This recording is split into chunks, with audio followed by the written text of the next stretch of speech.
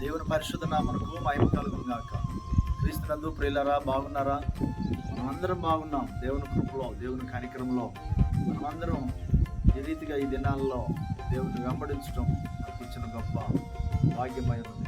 ఈరోజు కూడా ఒక అద్భుతమైన దేవుని మాటను మనం ధ్యానించుదాం. యోబు గ్రంథము 21వ అధ్యాయము 16వ వచనాన్ని మనం చదువుకుంటే, వారి క్షేమము వారి చేతిలో లేదు. అవును, వారి క్షేమము వారి చేతిలో లేదు. అలాగని చెప్పి ఎలాగైనా జీవించవచ్చు అనేది కాదు, కానీ తీసుకోవాల్సిన జాగ్రత్తలు ఉన్నాయి. మరి తినవలసిన ఆహార నియమాలు ఉన్నాయి, చేయవలసిన వ్యాయామ కార్యక్రమాలు ఉన్నాయి. అయినను వారి క్షేమం వారి చేతిలో లేదు.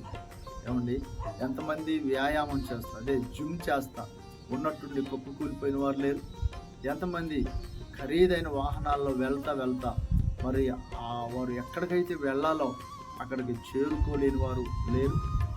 చూడండి, ఎంతమంది వారి దగ్గర ఉన్న ధనం వారిని కాపాడలేకపోయింది.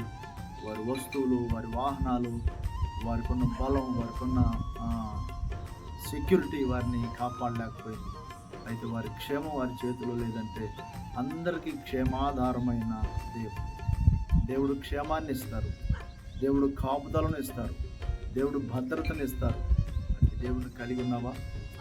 దేవుని కలిగి ఉంటే సంతోషం.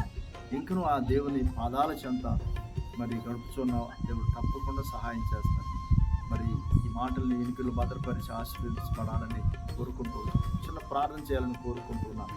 పరిశుద్ధుడు, ప్రేమ గల తండ్రి, గొప్ప దేవుడు, మీకు వందనాలు, స్తోత్రాలు. మాకందరికీ క్షేమం దయచేసే దేవుడు, మమ్మల్ని అందరిని ఎంతగానో కాచి కాపాడే దేవుడు, మా పట్ల మీ ఉన్నతమైన ప్రణాళికలు, ఉద్దేశాలు నెరవేర్చు దేవుడు. నా తండ్రి, ఈ దినమంతయు ఆయన, ఈ నెలంతయు ఆయన క్షేమము, భద్రత, ఆరోగ్యం, ఆశీర్వాదములతో మమ్మల్ని నడిపించమని అందరి దగ్గరకైతే ఈ మాటలు తీసుకుని వెళ్ళి ఉన్నారు మా ప్రభా. అయ్యా, మీరు దీవెనకరంగా ఇచ్చి సహాయం చేసి బలపరిచి నడిపించమని, పనులు, ప్రయాణాలు, ప్రయత్నాలు మీరు తోడైనమని నజరేయుడైన యేసయ్య పరిశుద్ధ నామమున అడిగి వేడుకొనుచున్నాము తండ్రి.